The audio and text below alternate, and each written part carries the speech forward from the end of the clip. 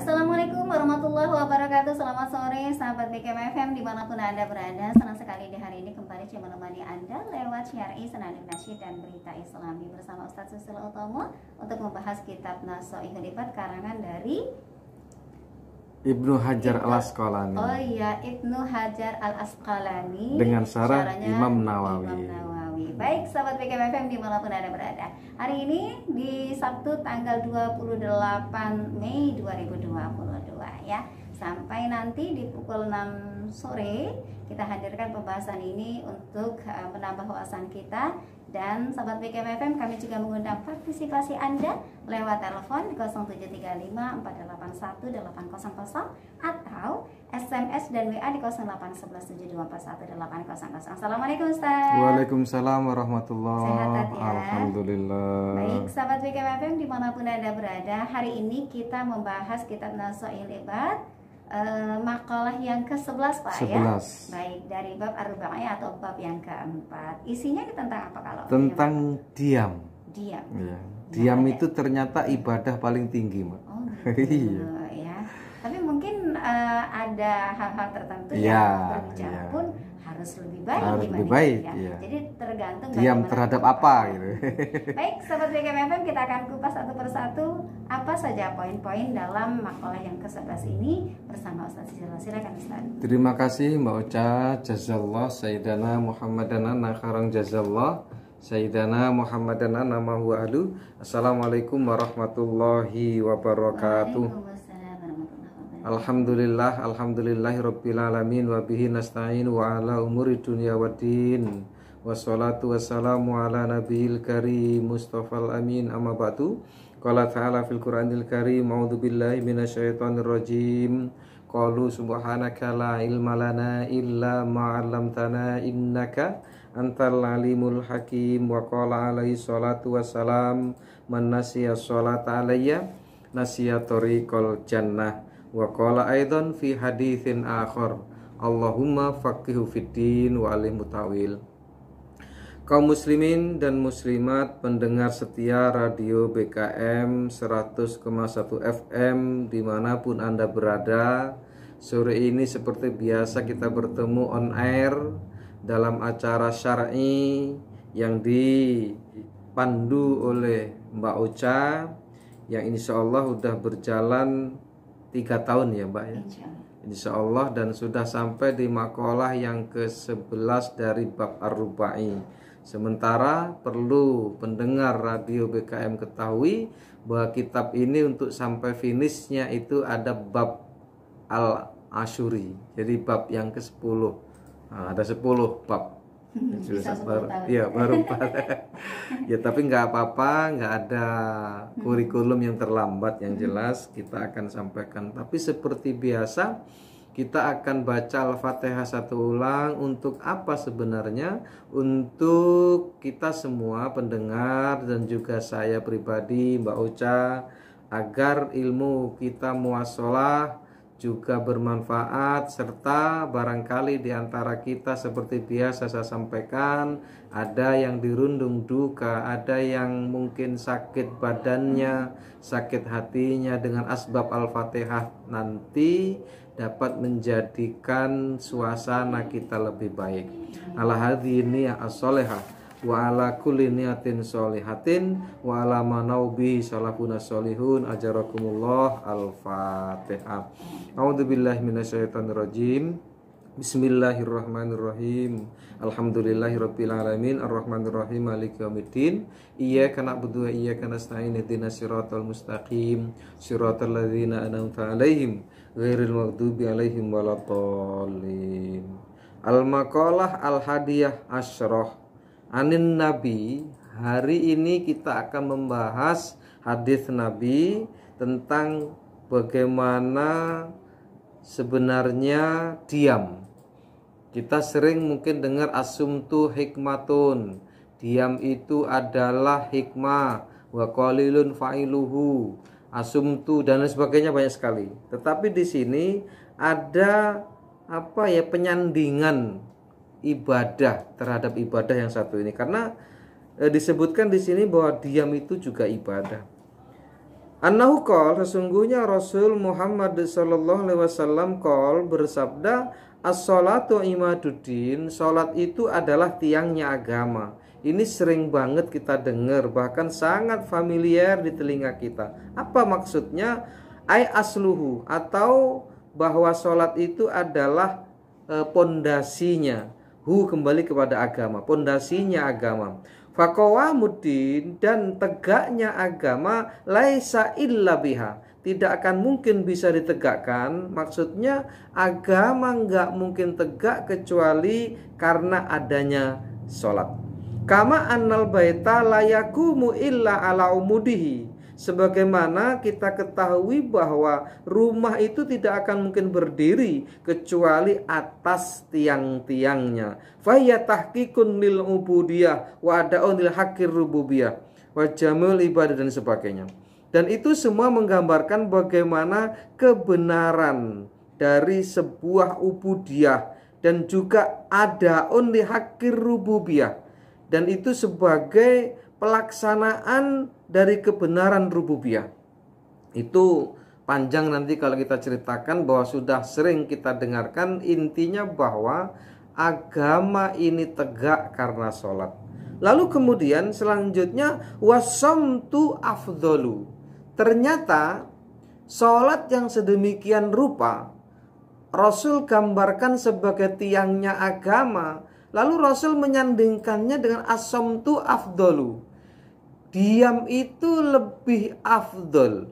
Afdol itu berarti lebih baik daripada sholat.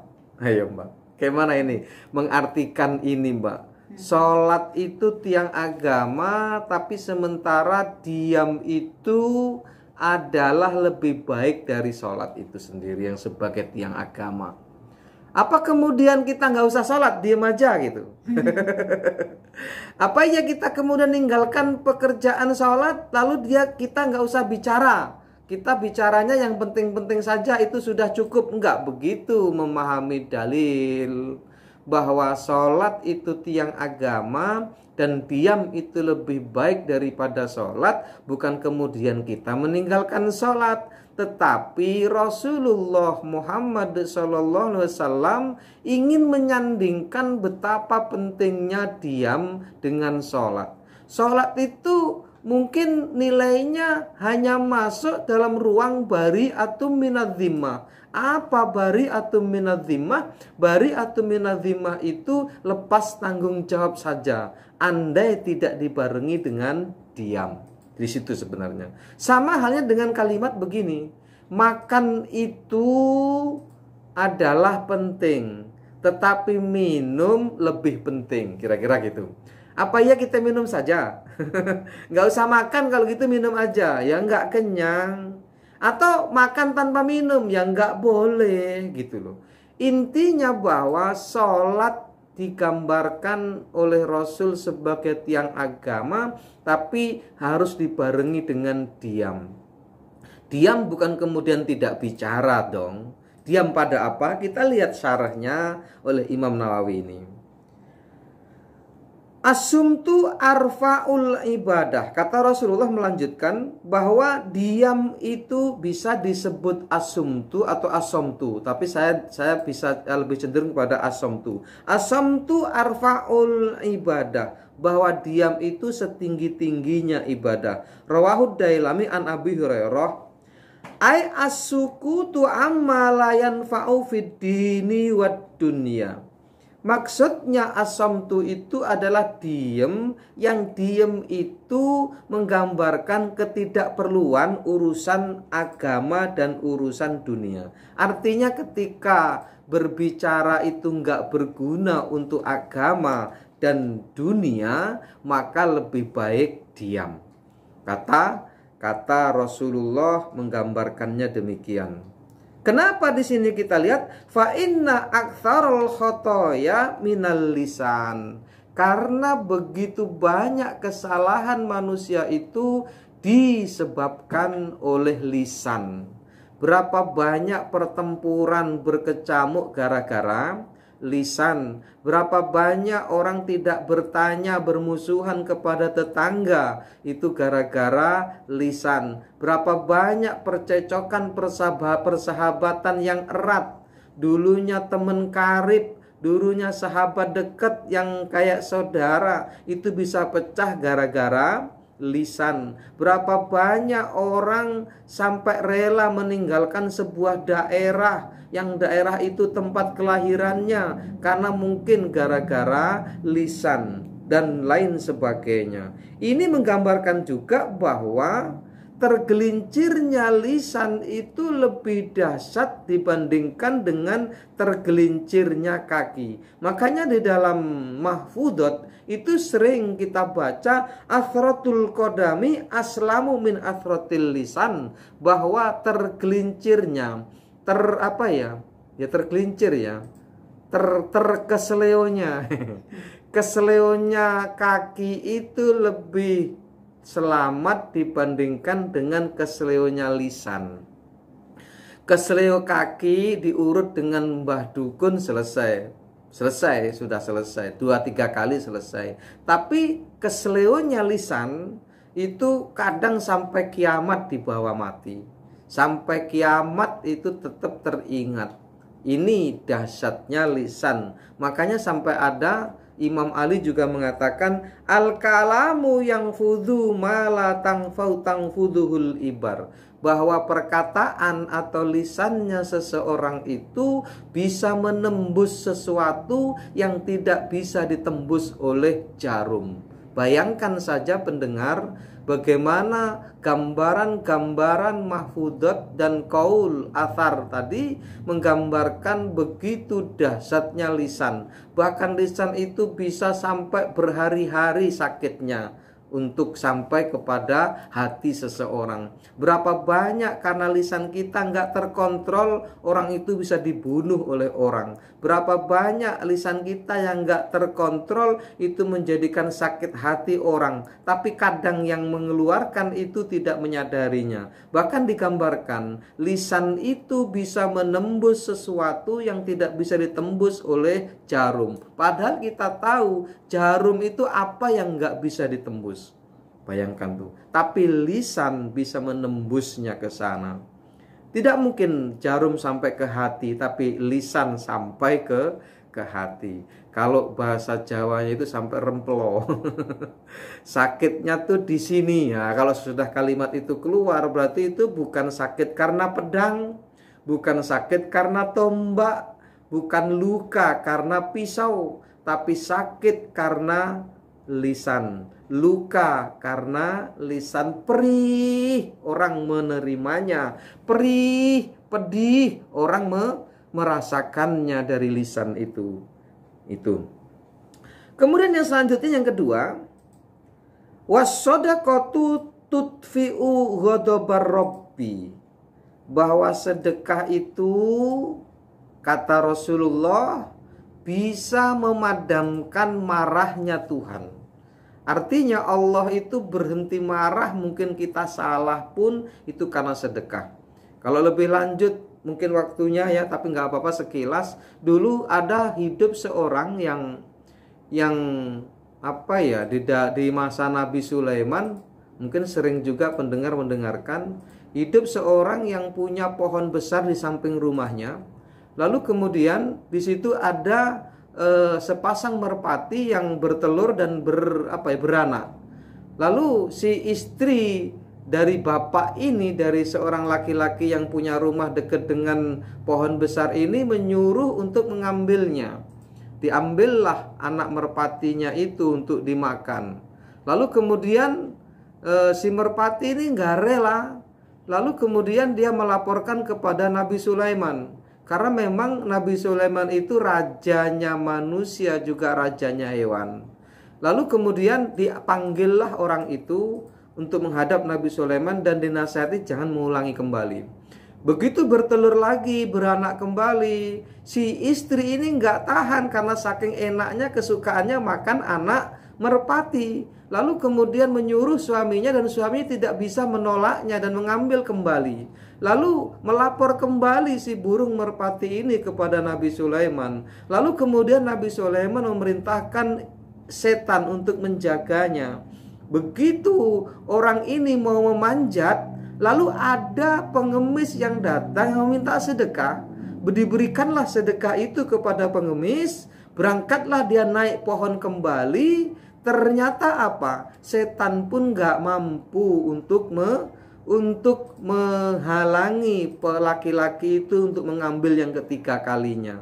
Marahlah Nabi Sulaiman karena laporan burung dara tadi kepadanya yang ketiga kali. Kemana setan ini? Justru kok gak bisa menjaganya. Lalu setan mengatakan, bagaimana saya akan menjaganya? Begitu orang itu bersedekah kepada pengemis, saya terlempar jauh ke terbitnya matahari, sementara temanku kan dua yang suruh itu. Temanku dilempar oleh malaikat ke di mana tenggelamnya matahari. Lalu dengan enaknya lelaki itu mengambil kembali yang ketiga kalinya. Ini, bayangkan tuh. Kalau kita lihat harusnya marah dong ini kan. Tetapi Allah tidak marah. Padahal salah nggak orang ini di mata Nabi Sulaiman? Salah karena mencuri anak burung merpati. Tapi karena sedekahnya itu bisa melancarkan apa yang dia inginkan. Seperti itu. Walaupun sebuah kesalahan. Nih, wasamtu afdalu. Ternyata Rasul masih melanjutkan lagi, Mbak, bahwa seperti itu sedekah yang bisa bisa memadamkan kemarahan Tuhan, itu ternyata diam lebih baik dibandingkan dengan sedekah yang seperti itu. Lalu apa kemudian kita nggak usah sedekah, diam saja? Tidak. Sekali lagi pendengar Radio PKM dimanapun Anda berada, memaknai hadis bukan seperti itu. Kita tetap bersedekah, tetapi dibarengi juga dengan diam. Bahkan Rasul bersabda, as-samtu zainun lil alim wasitrun lil jahil. Bahwa diam itu, kata Rasulullah, sebagai hiasannya orang yang alim. Orang sudah alim tapi nggak banyak bicara. Beda dengan waktu ceramah loh ya Mbak ya. Kalau ceramah memang disuruh berbicara. Suruh ceramah malah diem, salah juga. Maksudnya kan diem tadi sudah kita klik tuh maknanya. Berbicara yang tidak ada gunanya untuk dunia dan agama. Tapi kalau berbicaranya memang seperti ini, saya bicara seperti ini, ya untuk apa siaran kalau nggak berbicara? Bukan itu maksudnya. Asamtu zainun lil alim. Bahwa diam itu adalah hiasannya orang yang alim, wasitrun lil jahil, dan dia sebagai apa? Sebagai sitrun. Sitrun itu penghalang atau yang membungkus si jahil. Kenapa? Li'annal mar'a jahluhu masturun malam yatakallam. Karena sesungguhnya di dalam syarah ini saya baca, nggak semua saya baca. Sesungguhnya manusia itu bodohnya akan tidak ketahuan. Bodohnya itu akan terbungkus malam yatakallam, selama dia tidak bicara. Tetapi sering orang bodoh ini justru banyak bicara. Kenapa? Dia menganggap dengan banyak bicara itu bisa menutupi kebodohan. Ada kan Pak ya? Sampai ada orang ngomong kata Mbak Uca, tong kosong nyaring bunyinya. Padahal sebenarnya tidak. Kalau kata syarahnya Imam Nawawi ini, bahwa justru kalau orang bodoh diam itu, diamnya itu menutupi kebodohannya gitu loh. Makanya sampai ada kalimat gini, idza nataqas safihu fala tujibhu wa khairun min ijabatihi as-sukut, gitu kan. Jika orang bodoh bertanya, orang bodoh berkomentar, orang bodoh berkata-kata yang tanpa henti, maka orang alim harusnya diam. Karena dengan diam itulah jawabannya. Pertanyaan orang bodoh itu nggak perlu dijawab, justru diam adalah jawabannya. Di sini saking pentingnya diam. Orang alim juga disuruh gak usah banyak bicara yang tidak perlu. Apalagi orang bodoh. Kenapa? Sekali lagi saya katakan, manusia yang bodoh itu akan terbungkus kebodohannya. Tidak diketahui, tidak dinampakkan oleh Allah. Kenapa? Selama kapan? Selama dia tidak berbicara. Kemudian yang ketiga, wasaumu junnatun. Ini sudah sering kita dengarkan bahwa puasa itu adalah bentengnya, benteng wikoyah, benteng dari segala mara bahaya, dari segala dosa, maksudnya gitu. Minan nar, dari api neraka. Bahwa junnah, bentengnya dari api neraka.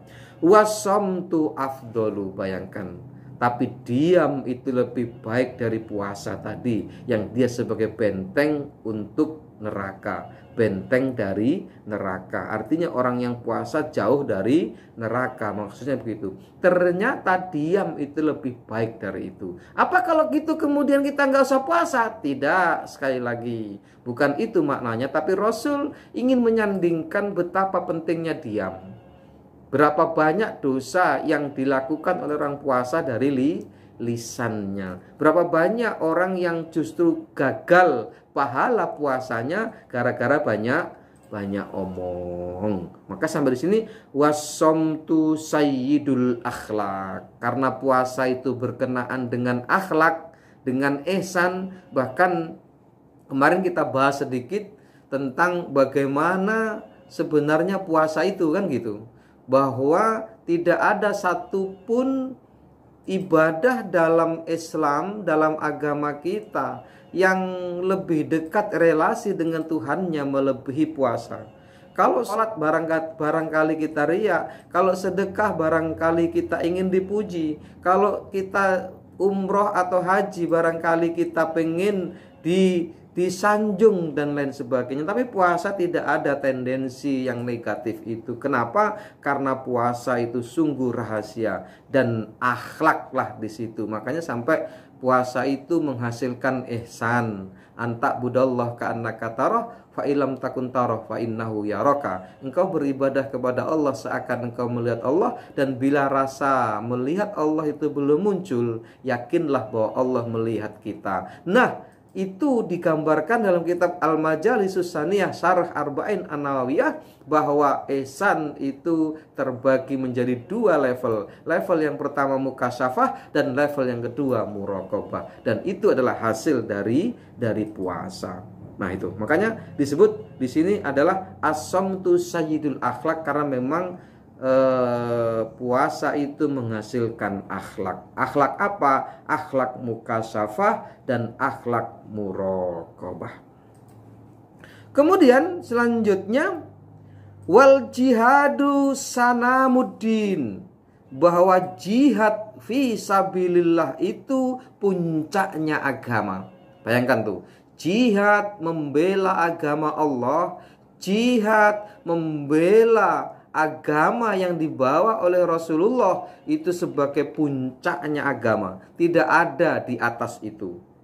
Wasamtu afdalu, ternyata diam itu lebih baik daripada jihad tadi. Ingat sekali lagi, bukan kemudian kita meninggalkan jihad, tapi Rasul pengen menyandingkan diam itu lebih baik daripada jihad. Artinya kalau jihad dilakukan tapi diamnya enggak dilakukan, itu sama aja dengan bohong. Wasamtu hikamun wa qalilun fa'iluhu, bahwa diam itu adalah hikmah atau penuh dengan hikmah, dan ternyata pelakunya itu cuma sedikit saja. Maka terakhir di sini ada termasuk Bahrul Khafif. Bahrul Khafif itu maksudnya adalah syair yang kecil atau ada syair yang perlu dibaca mengenai atau menjelaskan tentang perlunya diam. Ya kathirul fudul qashir qalilan, duhai yang banyak bicara tidak berfaedah, tidak berguna. Qosir qalilan, pendekkan sedikit. Artinya jangan terlalu banyak bicara ketika bicaranya tidak ada berfaedah. Ini kata syair. Qad farastal fudula ardon watulan. Dan engkau telah menghamparkan sesuatu yang tidak berfaedah secara luas dan secara panjang lebar. Kan kita sering tuh ya, ini menyinggung banget bagi orang yang banyak bicara tapi nggak ada faedahnya.